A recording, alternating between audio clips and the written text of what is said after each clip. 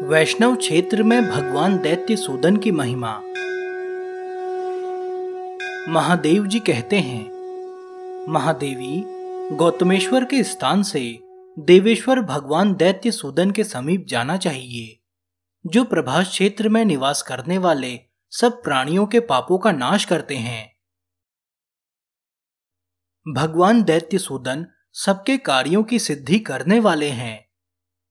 भयंकर भवसागर में पड़े हुए प्राणियों को पार उतारने के लिए वे सुदृढ़ जहाज की भांति स्थित हैं।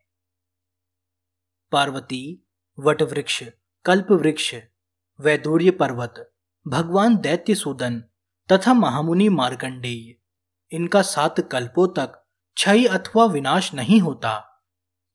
दैत्य सूदन से बढ़कर दूसरा कोई देवता इस पृथ्वी पर नहीं है। उनका क्षेत्र यवाकार है। वह सब पातकों का नाश करने वाला, ऋषि मुनियों से सेवित तथा यक्ष, विद्याधर और नागगण का आश्रय है। उस वैष्णव क्षेत्र की सीमा इस प्रकार है: पूर्व में यमेश्वर तक, पश्चिम में सोमेश्वर तक, उत्तर में विशालाक्षी तक और दक्षिण में समुद्र तक वह फैला हुआ है। जो मनुष्य इस क्षेत्र में मृत्यु को प्राप्त होते हैं, वे सब स्वर्गलोक में जाते हैं। वहां जो कुछ दान, होम, जप और तप किया जाता है, वह 7 कल्पों तक अक्षय बना रहता है।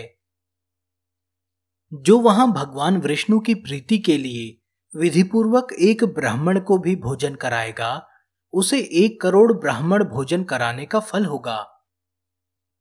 जो मनुष्य वहां भक्तिपूर्वक उपवास करता है, उसे एक ही उपवास से 10,000 उपवासों का फल मिलता है।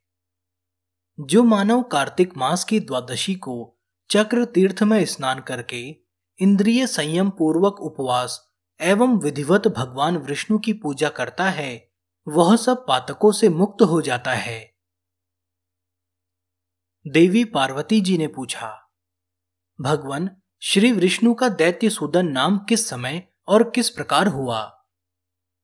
महादेव जी ने कहा, देवी, भगवान दैत्य सूदन विष्णु के नाम अनादि और अनंत हैं। प्रत्येक कल्प में उनके नए नए नाम प्रसिद्ध होते हैं।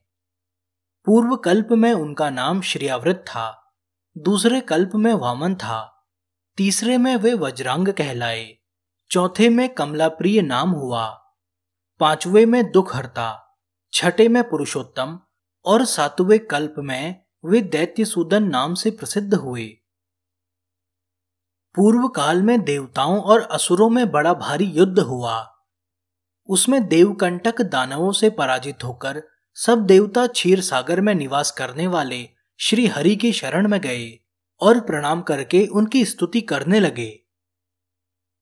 देवता बोले, देव जगन्नाथ, आपकी जय हो। आप दैत्यों और असुरों का मान मर्दन करने वाले हैं। आपने ही वाराह रूप धारण करके इस पृथ्वी का उद्धार किया था। मत्स्य रूप से आपने ही समुद्र के जल से वेदों का उद्धार किया है। जब क्षीर सागर का मंथन हो रहा था, उस समय कूर्म रूप धारण करके आपने अपनी पीठ पर मंदरांचल उठाया और लक्ष्मी जी का उद्धार किया। आपको नमस्कार है। आप लक्ष्मीपति हैं। लक्ष्मी जी ने आपका आश्रय लिया। देव, आप पीड़ितों की पीड़ा का नाश करने वाले हैं। आपने वामन रूप धारण करके बलि को बांधा है और वाराह रूप से महादैत्य हिरण्याक्ष का वध किया है। आपने ही नरसिंह रूप से हिरण्यकश्यपु को आकाश में धारण करके मारा है। आप ही संपूर्ण देवताओं के मूल हैं। प्रभु महादेव, आपने ही समस्त संसार का उद्धार किया है।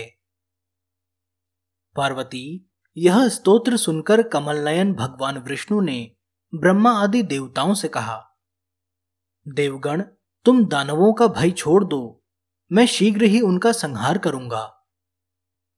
यूं कहकर श्री विष्णु देवताओं के साथ वहां आए और चक्र द्वारा पृथक पृथक सब दानवों का संहार आरंभ किया। यह देख सब दानव भय से विकल हो भागने लगे। प्रभास क्षेत्र में आकर उन्होंने समुद्र की शरण ली।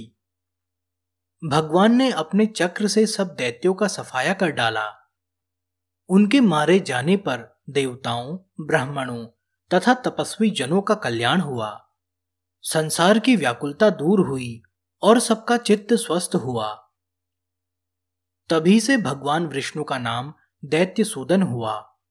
उनका दर्शन करके मनुष्य 7 जन्मों तक जड़, अंध, दरिद्र और दुखी नहीं होता। श्रवण नक्षत्र में द्वादशी का योग पुण्यदायक है तथा रोहिणी नक्षत्र में अष्टमी का संयोग शुभ है। उस समय भगवान दैत्यसूदन के शयन और उत्थापन का उत्सव होता है।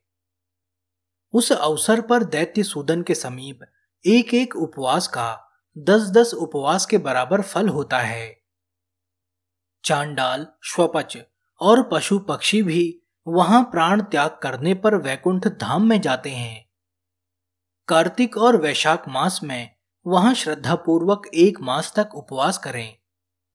उस समय एक एक उपवास का कोटि कोटि उपवास के बराबर फल होता है। विष्णु क्षेत्र का ऐसा ही प्रभाव है।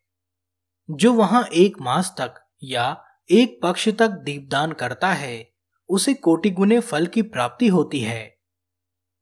जो आषाढ़ शुक्ला एकादशी को निराहार रहकर भगवान दैत्यसूदन को पंचामृत से नहलाकर पूजा करे और नियम पूर्वक उनके समीप रहकर चातुर्य मास व्यतीत करे, उसके ऊपर भगवान विष्णु संतुष्ट होते हैं। जो मनुष्य एकादशी तिथि को वहां गीत, नृत्य, वाद्य तथा दृश्य अभिनय आदि के द्वारा रात में जागरण करता है, वह भगवान विष्णु के उस परम धाम में जाता है जहां से पुनः इस संसार में नहीं आना होता। जिनकी निद्रा दैत्यसूदन के समीप जागरण में बीत जाती है, वे स्वप्न में भी यममार्ग, यमपुरी, यमदूत तथा 80 पत्रवन आदि नरकों का दर्शन नहीं करते। जो एकादशी को उपवास करके द्वादशी के दिन वहां नैवेद्य, तुलसी पत्र भक्षण करता है, उसकी कोटि कोटि हत्याओं का नाश हो जाता है। पार्वती सब पातकों का नाश करने वाले चक्र तीर्थ में स्नान करके भगवान दैत्यसूदन की सेवा के लिए पीले वस्त्र, गौ तथा सुवर्ण का दान करना चाहिए।